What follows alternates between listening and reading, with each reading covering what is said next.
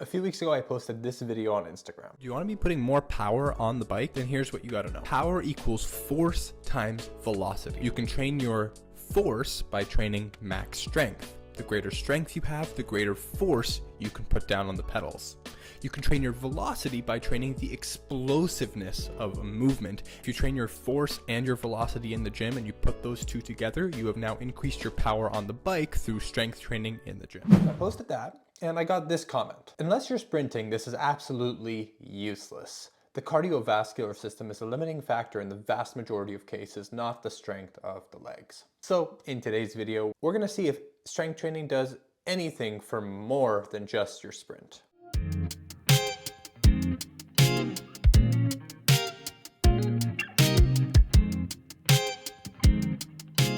Now, it's no joke that strength training does increase your sprint. And if you want to learn how and why, you can check out this video that I've left up here. I recorded a few weeks ago. But can it really affect anything else if the cardiovascular system is the limiting factor in most cases? Can strength training really increase your aerobic power and your FTP? Well, let's see what the studies tell us. But before that, there's some definitions that we got to get out of the way so that you understand what we're talking about in these studies. So bear with me.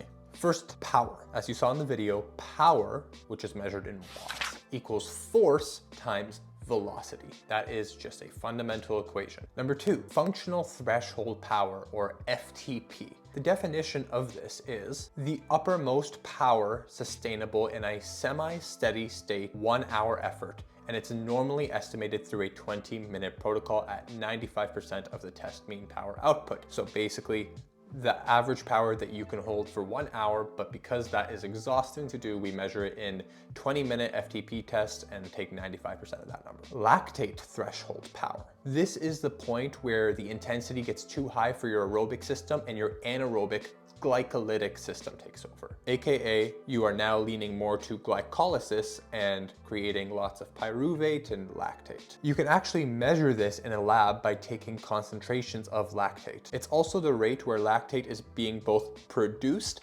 and cleared by the body at the same time in the same rate, so kind of like an equilibrium. And that's why both FTP and lactate threshold power, or LTP, are very similar because it's that semi-steady state. Now, because not everyone has access to a lab, we typically just look at the FTP, or functional threshold power. VO2 max. It's literally the maximum amount of oxygen that your body can take in and deliver to the working muscles. VO2 max fractional utilization, just to put it very simply, is the percentage of VO2 max that you can use and hold for, let's say, any amount of time, let's say when you're working at lactate threshold. Because you can't always use 100% of your VO2 max, because that's the max. So this is really the percentage that you can use for a long period of time. Cycling economy is the oxygen requirement that is needed for a specific power output. Cycling efficiency is the energy requirement, which is in kilojoules, that is needed for a specific output. And finally, cross-sectional area. Looking at a muscle, you take the volume of the muscle and divide it by the muscle fiber length. So greater cross-sectional area is actually seen to be proportional with greater max strength.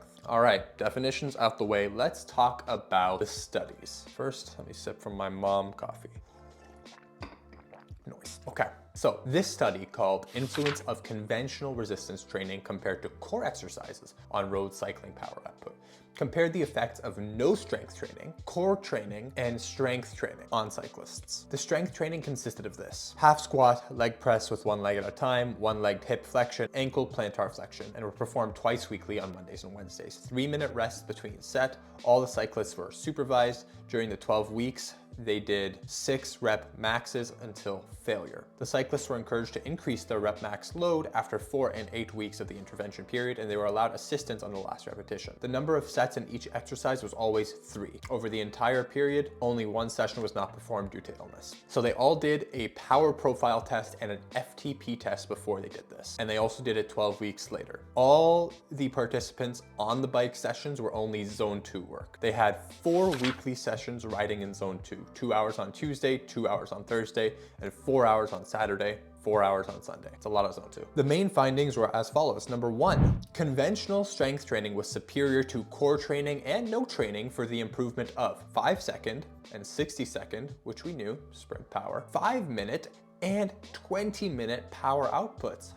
Interesting, isn't it?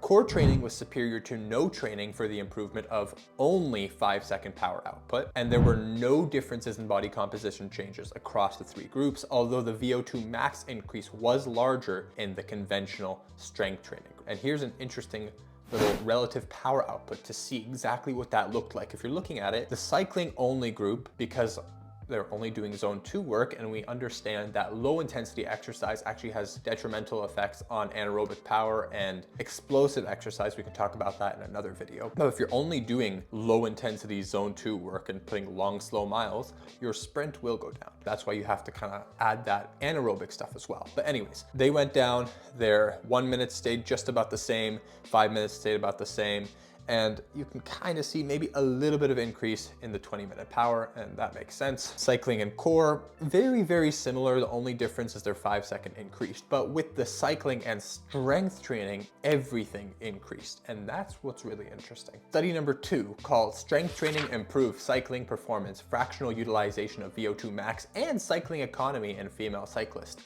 took 28 female cyclists with similar VO2 max and similar cycling abilities, and randomly assigned them to either endurance only or strength and endurance as well. Those that did strength trained for 11 weeks. They did tests before and after, which included a blood lactate profile, a VO2 max test, a test of 1 rep max in the 1 leg press, a Wingate test, and a 40-minute all-out effort. After the 11 weeks, those that strength trained saw a 6.4% improvement in their 40-minute all-out test. That's the lactate one. That is a painful test, and they still saw an improvement. Remember, both groups did the same on the bike work. Now, what's important to note is that there were 2 things that could have caused this. Number 1 was either they increased their VO2 or they increased their cycling economy. And remember what that was. Cycling economy is the amount of oxygen that's used at a specific power output. Think of this like, if you're driving a Prius, it uses a lot less gas to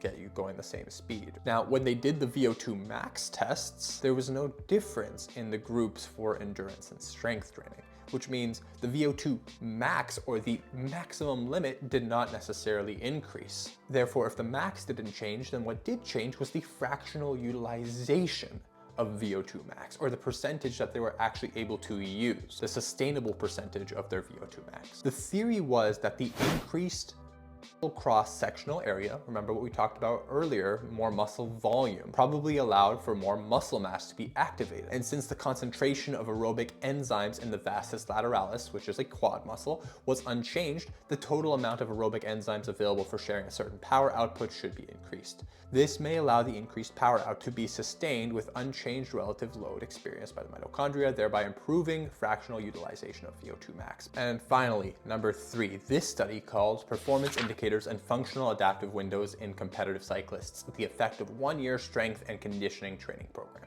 This is the study that took a long-term approach, not just a 12-week approach, but wanted to see long-term, 1 year, what are the adaptations that took place and how did strength training improve the cyclists. For the sake of time, I'm just going to read the discussion portion. It said, the main findings showed an improvement of cycling performance, both in terms of threshold, power, and strength. Underlying mechanisms by which the adopted training program in the present studies may contribute to the observed improvement in cyclists' FTP, threshold power, LTP, lactate threshold power, and 1 rep max, the maximum amount of weight that you can move for 1 rep. And it may possibly be related to one of 4 things. Number 1, increased maximum strength of type 1 fibers and consequent postponed time to exhaustion and delayed activation of type 2 fibers. So max strength of type 1 fibers, which are your aerobic fibers, and delayed time to exhaustion for your explosive fibers. That's number 1. Number 2, increased proportion of type 2A fibers and reduced proportion of type 2X fibers. Number 3, increased maximum force and or rate of force development, facilitating better blood flow to exercising muscles. Better blood flow equals more oxygen. And number 4, reduction of activated muscle mass to generate the same absolute submaximal power. All right, lots of fun, funky information that we just talked about. Great,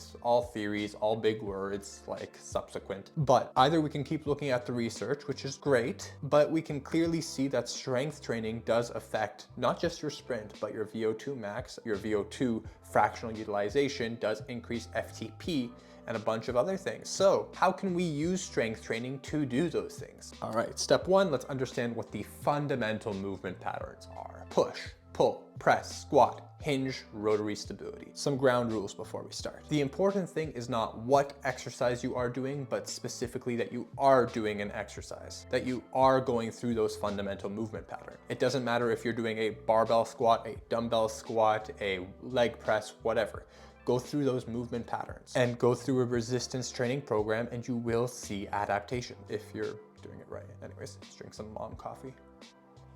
Mom, a title just above queen. All right. By the way, upper body movements are important. Don't skip these out just because your chest and shoulders aren't actively involved in creating power on the bike. Strength training has a lot more benefits than just creating more power or improving on the bike. Longevity, bone density, etc. So don't just train your legs or your core and that's it. You're gonna wanna train everything because you're a human person off the bike as well and you need to supplement that training. We'll talk about all the benefits of upper body work in another video, but go through some upper body work. All right, before you start lifting as heavy as you possibly can, there are some caveats. First, you have to set that foundation. We've talked about this before. You must spend a few weeks introducing the exercises to your body, to your tissues, learning the techniques, learning the movements, developing neuromuscular connections, more motor unit recruitment, proprioception, how your body feels and moves, and awareness of your body in space. This is the phase of training that we call anatomical adaptation phase. It typically takes between 4 to 8 weeks, depending on your experience and strength training age. In this phase, we want high volume and low intensity. Think 3, 4, 5 sets of 12 to 15 reps. Take the time to develop good technique, good movement patterns, proper tissues. Just take your time through it so that when you do start adding load, weights, you will actually be able to follow through and improve in a healthy way without injuring yourself and get the right tissues working to add to the load. So during this phase, body weight, or if you're moving well, and I can't tell you if I'm not seeing you, you should probably either take a video of your form, get someone to watch it, whatever. If you're moving well, then you can start thinking about adding weights. Next, we enter something called the hypertrophy phase. And this is the part where we actually focus on muscle growth. Remember, cross-sectional area was one of the main things that helped increase the fractional utilization and increase the FTP. So in this phase, we're literally working on increasing the muscle volume. We take movements that you've developed. Remember, you just developed fantastic technique in the anatomical adaptation phase with almost no weights. We take those movements and we start adding load to them and go through 8 to 12 repetitions, 3 to 4 sets. This phase, that phase typically lasts between 8, 12 weeks. Honestly, it really depends. I'm just throwing out a number here. Don't take my word as written in stone. Then we have our max strength phase. Now, we're endurance athletes. This isn't going to be the longest phase in the book, but we do need it because max strength is important. It literally develops and translates to power on the bike. Now, we're not necessarily talking about 1 rep max tests. If you're an endurance athlete, you don't necessarily need to be doing 1 rep max tests often. I'm out of breath. An increase in max strength equals an increase in your force generating capacity, how much force you can put into the pedals, which means increase in power on the bike. This phase is marked by heavy weights, low reps, and lots of rest between your sets. And then there's the transfer to sports section. There's so many different things that we can be doing, but this is where we get to see the fruit of your labor translate to on the bike. Now, if you've been exercising, you definitely will have already seen improvements on the bike. You will have seen increased sprint, increased FTP, perhaps that core engagement helps you to control your power better on the bike. All of this together, transfer to specific sport or transfer to on the bike, will be able to see all that you've been doing actually translated. And then there's the maintenance phase, because remember, if you don't use it, you lose it. And so you want to maintain your strength training even while you're in competitions or events to maintain the benefits. And lastly, if you want to improve your FTP, VO2 max, any of these things on the bike, you need to be doing on the bike FTP and VO2 max work. But we'll talk about what a program like that looks like in another video, but there you have it. Strength training can and does improve your FTP and VO2 max. And it's not just the cardiovascular system that's at play here. Although yes, it is a major factor, but there's more to it than just that. But remember, it has way more benefits than just increasing your power on the bike. We are athletes, yes, but we're also humans with families and jobs and other things as well. And you want your strength training to help supplement your off the bike work, perhaps working on helping you with your posture or your bone density or overall quality of life, longevity. You want the stuff you're doing off the bike to serve you for your entire life. Any questions? Let me know down in the comments. Thanks for watching. Catch you next time.